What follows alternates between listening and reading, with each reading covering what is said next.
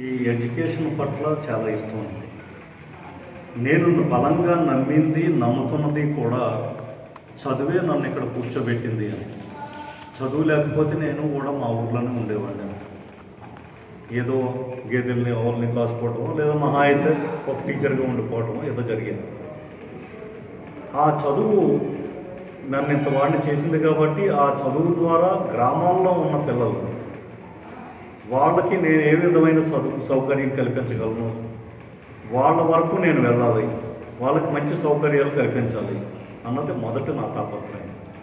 అందుకు విద్యారంగాన్నే నేను ముఖ్య మార్గంగా ఎన్నుకున్నాను. ఇప్పుడు రెండోది ఏంటంటే విద్యకి కావలసింది భాష. అంటే మన భావ వ్యక్తీకరణకి భాష చాలా ముఖ్యమైన సాధనం. ఆ భాష ఏ భాష అయి ఉండాలి? అది నీ మనసు భాష అయి ఉండాలి. నీ మనసు పలికే భాష అయితే నువ్వు రాసే రాతల ఆణిముత్యాలు అయి ఉంటాయి. అందుకని తెలుగు మాధ్యమంలో అంటే తెలుగు మీడియంలో చదివితే పిల్లలకి మంచి సృజనాత్మక శక్తి, అవగాహన శక్తి పెరుగుతాయి. దాంతోపాటు వాళ్లకు దాన్ని వ్యక్తీకరించే బలం కూడా పెరుగుతుంది అని నేను నమ్మాను. దీనికి ఇంకొక కారణం ఉంది. నేను ఈ ఐఏఎస్ పరీక్షకు ప్రిపేర్ అవుతున్న టైంలో అందరూ ఏమనేవారంటే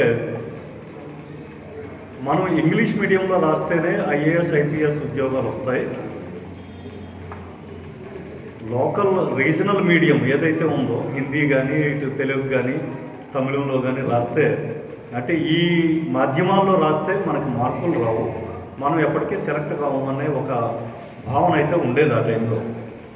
అందుకని నేను కూడా ఇంగ్లీష్ మీడియంలోనే ఈ మెయిన్స్ ఎగ్జామ్స్కి రాయడం జరిగింది. రాసినప్పుడు ప్రతిసారి నేను ప్రిలిమ్స్ పాస్ అయ్యేవాడిని, మెయిన్స్ ఫెయిల్ అయ్యేవాడిని. మొదటిసారి మెయిన్స్ ఫెయిల్ అయ్యాను, మళ్ళీ రెండోసారి మళ్ళీ ప్రిలిమ్స్ పాస్ అయ్యాను, మెయిన్స్ ఫెయిల్ అయ్యాను, మూడోసారి ప్రిలిమ్స్ పాస్ అయ్యాను, మళ్ళీ మెయిన్స్ ఫెయిల్ అయ్యాను, నాలుగోసారి ప్రిలిమ్స్ పాస్ అయ్యాను, మళ్ళీ మెయిన్స్ ఫెయిల్ అయ్యాను. అప్పుడు నాకు ఆలోచన వచ్చింది, ఏడ్చాను బాగా, 10 రోజులు కంటిన్యూగా ఏడుస్తూ ఉన్నాను. అప్పుడు నాకు ఒక ఆలోచన తట్టింది, నీ భాషే నీకు అడ్డంగా నిలబడుతుంది. నువ్వు చదివిన భాష ఏంటి, నువ్వు రాస్తున్న భాష ఏంటి? నేను చదివిన భాష, నేను పెరిగిన భాష తెలుగు అయితే నేను రాస్తున్న భాష ఇంగ్లీష్. ఎక్కడో నేను వ్యక్తీకరించే ఆ ఆన్సర్ కరెక్ట్గా అవతల వ్యక్తికి చేరట్లేదు అనే ఒక ఆలోచన నా మైండ్లో ఒక మెరుపులా మెరిచింది. ఆ మెరవడం దాన్ని ఆ మెరుపును గట్టిగా పట్టుకుంది, దాన్ని వెలుగుగా మార్చాను. అంతే. ఇంకా అక్కడి నుంచి ఇంగ్లీష్లో ఉన్న పుస్తకాలని, నా దగ్గర ఉన్న మెటీరియల్ని అన్నింటినీ తెలుగులోకి తర్జుమా చేసుకొని నోట్స్ తయారు చేసుకొని ఈసారి మళ్ళీ ప్రిలిమ్స్ పాస్ అయ్యి మెయిన్స్ని మళ్ళీ తెలుగు మీడియంలో రాసి ఆ తెలుగు మీడియంలోనే ఇంటర్వ్యూకి వెళ్ళి అట్నుంచి ఐపీఎస్ పట్టుకొని తిరిగి వచ్చాను. అంటే ఈ తెలుగు భాష నన్ను ఐపీఎస్ చేసింది. నన్ను ఇక్కడ నిలబెట్టిన తెలుగు భాషకి నేను కూడా రుణం తీర్చుకునే టైం వచ్చింది అని, దానికి తిరిగి ఇవ్వాలన్న ఆలోచనతో ఈ తెలుగు మాధ్యమాన్ని ఎంత అవసరం అన్నది నేను చూపించాలనుకున్నాను. మీకు ఎన్నో ఉదాహరణలు నేను చూపించగలను. రోణంకి గోపాలకృష్ణ మీకు అందరికీ తెలిసి ఉంటుంది.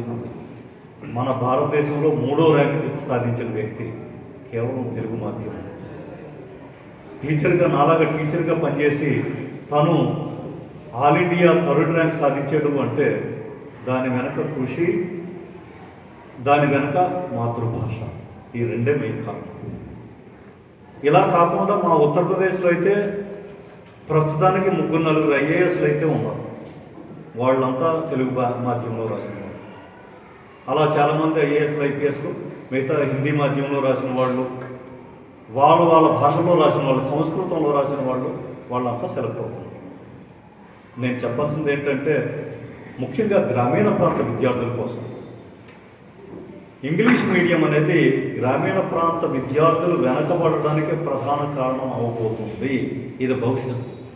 ఎందుకు అంటే విశాఖపట్నంలో ఇంగ్లీష్ మీడియంలో చదువుకున్న వాళ్ళతో ఎట్టి పరిస్థితుల్లోనూ పాములవాకలోనో నీరుగుంట్లోనో ఇంకొక ఊర్లోనో చదువుకున్న వ్యక్తి పోటీ పడలేడు. ఆ ఇంగ్లీష్ మీడియం విశాఖపట్నంలోనూ హైదరాబాద్లో ఉన్న ఇంగ్లీష్ మీడియం వేరు, పాములవాకులోనో వేములపూడిలోనో ఇచ్చే ఇంగ్లీష్ మీడియం వేరు. ఆ ఇంగ్లీష్ మీడియంలో బోధించే శక్తి, అంత నాలెడ్జ్, అంత ఇంగ్లీష్లో అంత ఇంగ్లీష్లో పటుత్వం కూడా మన ఉపాధ్యాయులకు కూడా లేదు. అందువల్ల ఏమవుతుంది, మన పిల్లలకి సబ్జెక్ట్ మీద ఇంట్రెస్ట్ మెల్లమెల్లగా తగ్గిపోతుంది. కేవలం కాపీ కొట్టి ఏదో విధంగా మార్కులు, డిస్టింక్షన్ మార్కులు తెచ్చుకోవాలన్న ఆలోచన అయితే ఒక తరాన్ని మొత్తాన్ని నాశనం చేస్తుంది. అంటే మన రానున్న తరాల్లో ఒక తరం మొత్తం మన భవిష్యత్తుని కోల్పోతుంది అని నా తీవ్రమైన బాధ. అందుకు ఆ దిశగా కూడా నేను ప్రయత్నం చేయాలని, పోరాడాలని నా ఈ తపన. ఇక మూడోది ఏంటంటే నా కార్యాచరణ. ఈ మాతృభాషను ఏ విధంగా తీసుకురావాలి, దీన్ని మళ్ళీ జీవోద్ధారం ఎలా చేయాలి అంటే, నేనేదో సభలో సత్కారాలు తీసుకోవటం, లేదా పత్రికల్లో రాసో, లేదా పుస్తకాలు రాసో కాదు. నేను దాన్ని అయితే నమ్మట్లేదు. అలా చేయటం వల్ల ఒక ఓవరాల్గా ఒక జాగృతి అయితే వస్తుంది, కానీ వాస్తవంగా దానికి ప్రాక్టికల్ ఇంప్లిమెంటేషన్ అయితే రాదు అని నేను నమ్ముతున్నాను. ఎలాగ వస్తుందని నేను నమ్ముతున్నానంటే, మళ్ళీ ఎక్కడ పోగొట్టుకున్నామో అక్కడే వెతకాలి. అంటే మనం దీన్ని పాఠశాలలో పోగొట్టుకున్నాం, మళ్ళీ పాఠశాల నుంచే దీన్ని తీసుకురావాలి అని నా నమ్మకం.